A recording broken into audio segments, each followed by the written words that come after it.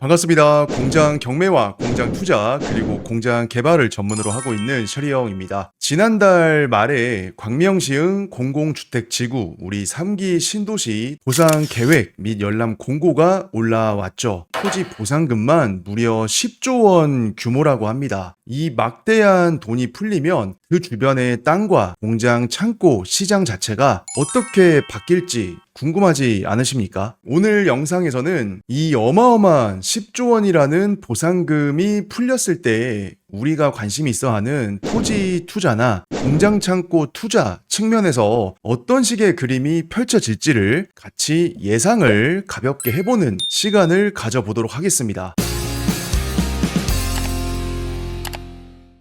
먼저 광명시흥 공공주택지구 보상계획 및 열람 공고의 내용을 보면 가장 중요한 것 중에 하나가 이게 도대체 언제 보상이 되느냐예요. 공고문을 보면 보상 시기가 2026년 11월로 예정이 되어 있습니다. 뉴스나 관련 기사들을 찾아보면 빠르면 9월이 될 거라는 그런 내용들도 보이기는 하는데 최대한 앞당겨 보겠다라는 의지의 표현이니까 공고문에 나온 것처럼 공식적으로 2026년 11월을 기준으로 하겠구나라는 거를 참고를 하면 좋을 것 같고, 당연히 이거는 예정이기 때문에 여기 나와 있는 대로 그 시기가 변경될 수는 있겠죠. 자, 그런데 여기서 중요한 점, 보상 규모가 10조 원이라고 하는데 이 큰 돈이 한 번에 벼락처럼 확 풀리는 거는 아닙니다. 왜냐면 여기 보상금 지급 방법을 보게 되면 현지인인 경우에는 전액 현금 보상을 하게 되어 있습니다. 하지만 부재 부동산이라고 해서 쉽게 말해서 여기에 안 살고 있는 사람들이죠. 소유자이기는 한데 그런 분들은 1억 원까지는 현금으로 바로 보상을 하고 1억 원을 초과하는 보상 금액에 대해서는 전액 채권으로 보상을 해주게 됩니다. 결국에는 그 지역에서 주민등록을 하고 살고 있었냐 안 살고 있냐 이거에 따라서 보상의 형태를 조금 달리 하겠다라는 뜻이죠. 그런데 이런 형태를 띠는 거는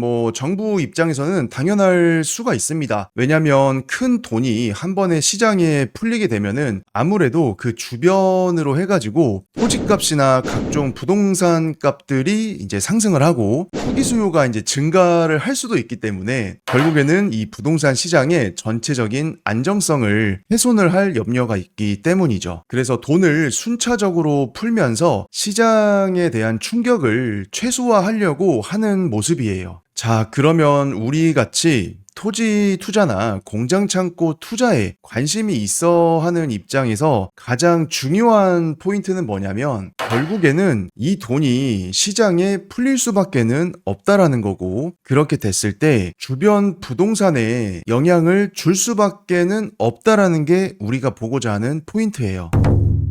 광명시흥 공공주택지구가 들어서는 현재의 이 장소들의 모습을 보게 되면 이런 식으로 공장이나 창고들, 그 다음에 이런 검은색 비닐 하우스이기는 한데 사실상 이제 제조장이나 창고 형태로 좀 쓰이고 있는 경우들이 많아요. 근데 이런 어떤 통틀어서 공장, 창고라는 그 부동산들이 결국에는 다 철거가 되고 없어진다라는 얘기입니다. 그러면 여기에 수천 개 이상의 업체들이 몰려 들어가 있는데 이런 업체들이 개중에는 이제 사업을 좀 정리하시고 접으시는 분들도 계시기는 하겠지만 대부분의 이런 업체들이 계속해서 본인들의 사업을 좀 영위를 해 나가야 되는 입장들이 많습니다. 그렇게 되면 이런 공장 창고를 쓰던 그런 업체들은 이 주변 지역에서 대체할 수 있는 공장이나 창고를 찾아서 움직일 수밖에는 없겠죠. 한마디로 이주 수요가 발생을 한다라는 얘기입니다.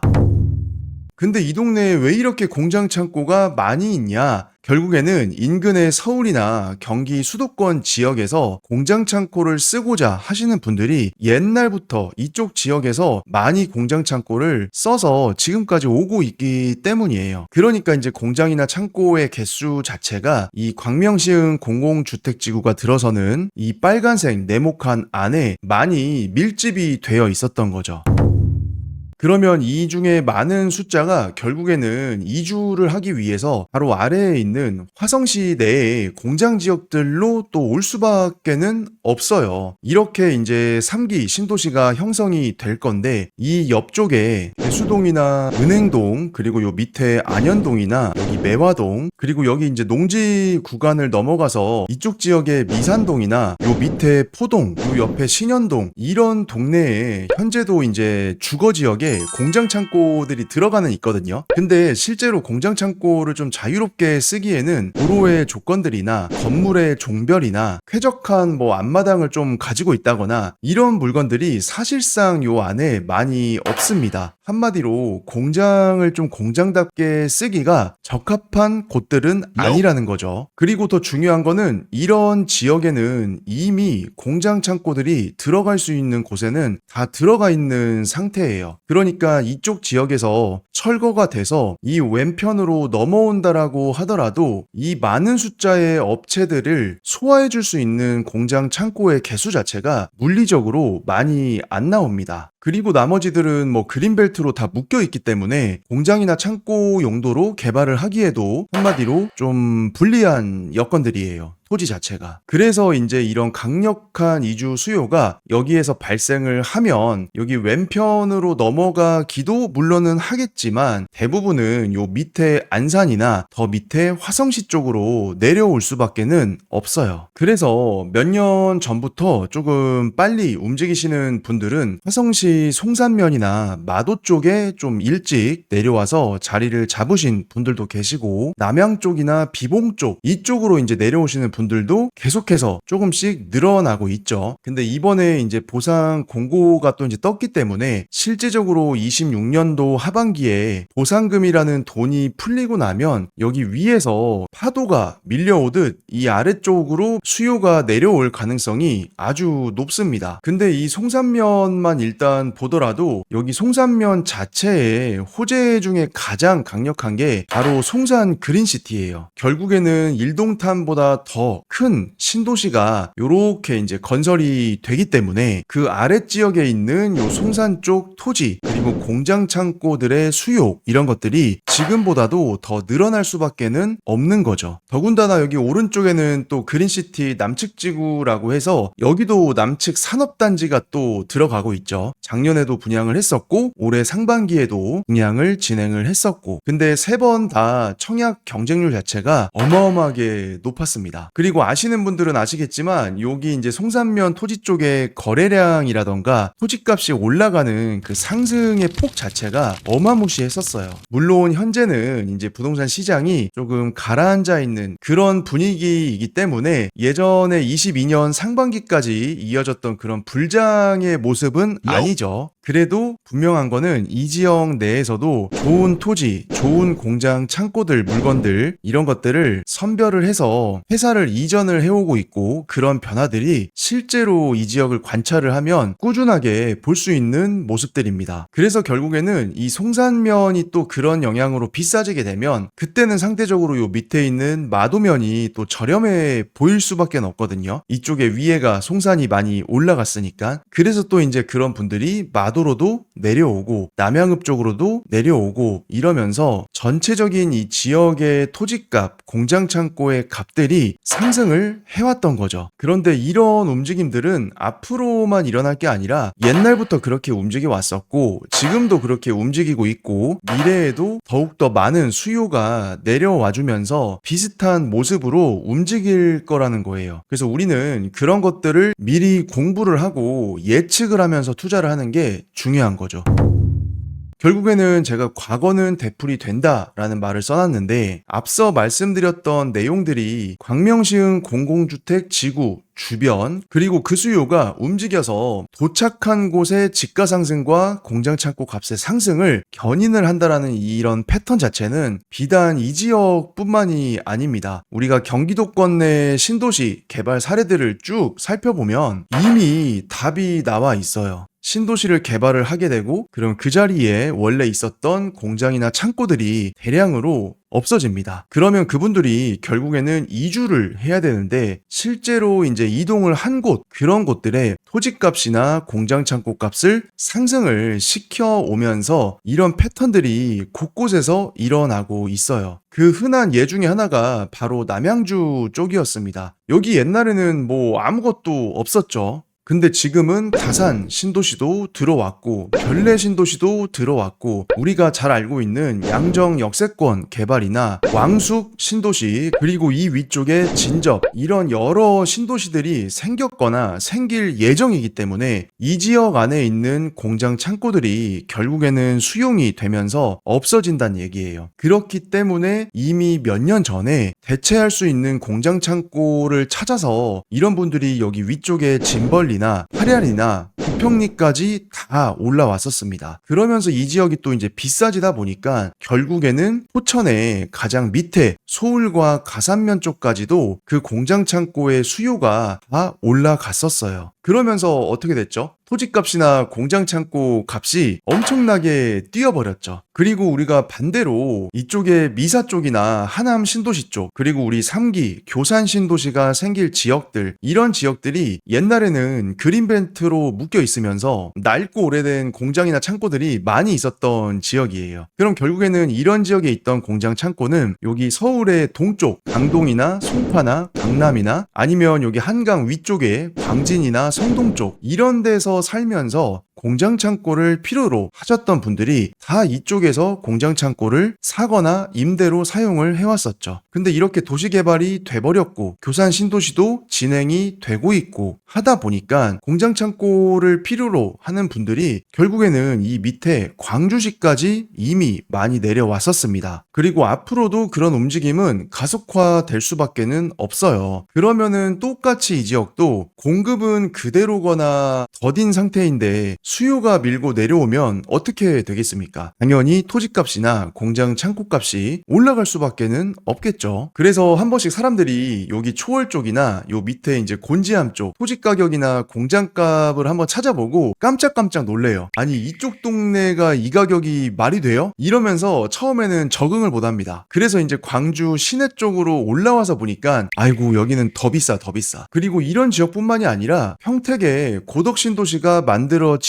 만들어진 후에도 마찬가지였습니다. 옛날에는 여기 평택역 뒤편에는 뭐 아무것도 없었죠. 평택 내에서도 상당히 좀 시골이라고 하는 뭐 그런 지역이었어요. 평택 사람들끼리 봤을 때는. 근데 여기 신도시가 생기면서 이 주변에 이제 계획관리 토지뿐만이 아니라 심지어 우리 농지 있죠, 농지도 매매로 나오는 게 막 평당 100만 원에도 호가가 나옵니다. 아니 그 가격이 말이 되나요? 근데 말이 안 된다고 해서 진짜 20만 원, 30만 원짜리 농지 한번 찾아보잖아요. 도시 근교에서는 그런 매물 자체가 없어요, 이미. 그리고 일부 계획관리 지역의 공장이나 창고들 이런 값들 자체가 엄청나게 많이 올라가 버렸죠. 그리고 김포도 마찬가지입니다. 옛날에 여기 장기역 주변이나 구례역 주변 여기에 도시가 없었잖아요. 여기 역시도 마찬가지로 미개발 지역이거나 오래된 공장 창고들이 드문드문씩 들어가 있는 지역이었는데 김포 한강신도시 생기고 구례역 주변에 또 아파트들 엄청나게 많이 생겼죠. 그리고 이 가운데 성모리 여기에는 또 김포 컴팩트시티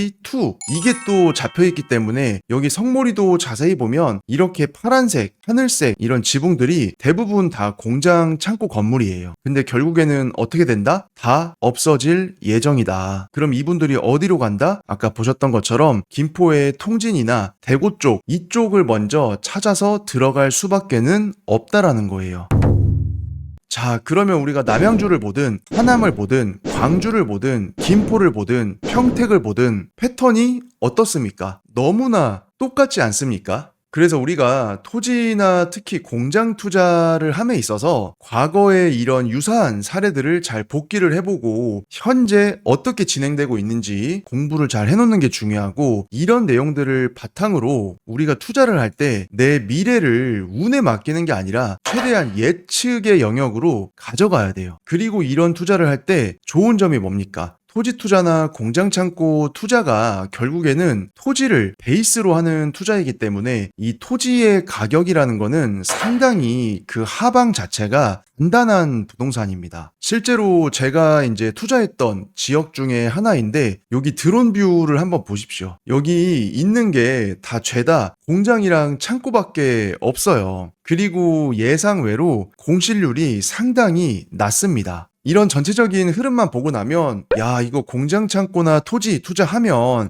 무조건 실패 안 하고 돈을 벌겠구나 이렇게 오인을 하시면 안 됩니다. 결국에는 이런 공장 창고 역시도 그 수요가 핵심이에요. 그러니까 어디 이상한 곳에 가가지고 엄한 거 이렇게 사잖아요. 그러면 결국에는 실패할 수밖에는 없어요. 그래서 우리는 이런 잘못된 물건을 투자를 하면 절대 안 되고 기본적으로 제대로 풀어갈 수 있는 이 공장 투자나 토지 투자의 원리를 잘 이용을 해서 성공적인 투자를 할 수 있는 그런 공장 창고나 토지를 골라낼 수 있는 눈과 기준이 무엇보다 중요합니다. 그런 기준이 있는 상태에서 우리가 살펴봤던 이런 반복적인 패턴들을 공부를 하고 복기를 하고 현재 진행 상황을 체크를 하고 그런 것들을 바탕으로 앞으로 이 시장이 또 어떻게 움직이겠구나라는 거를 예측을 하는 투자를 하는 게 중요해요. 그래서 우리 시청자 여러분들도 그런 포인트를 좀 잘 잡으셔가지고 이번에 광명시흥 공공주택지구 여기가 이제 쭉 이제 보상도 되고 개발이 될 거기 때문에 거기에서 연결돼서 발생하는 그런 효과들을 잘 추적을 좀 하시다 보면은 또 요렇게 마우스가 왔다 갔다 하고 있는 요런 지역들에서 좀 기회가 또 오지 않을까 싶어요. 자, 저는 이미 많이 이렇게 흔들고 있었습니다. 요 포인트를. 자, 여기 이런 지역들 유심히 보면은 좋다. 또 이런 유사한 원리가 이쪽 지역도 뭐 마찬가지죠. 이쪽에 화성 진안지구도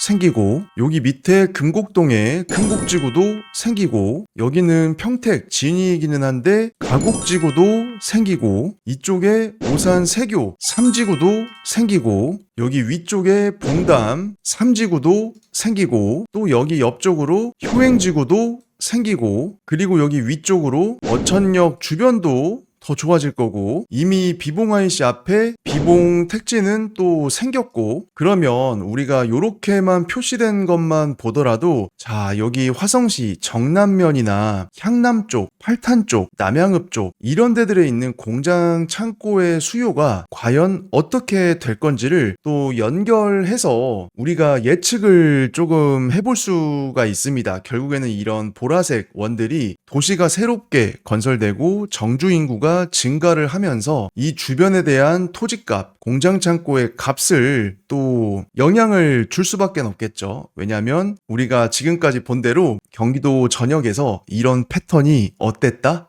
똑같았다. 이런 내용들도 제가 지역 분석반 수업할 때 엄청 자세하게 또 풀어 드렸었죠. 그래서 이런 원리를 바탕으로 우리가 토지 투자나 공장 창고 투자를 선별적으로 잘 하는 게 정말 중요합니다.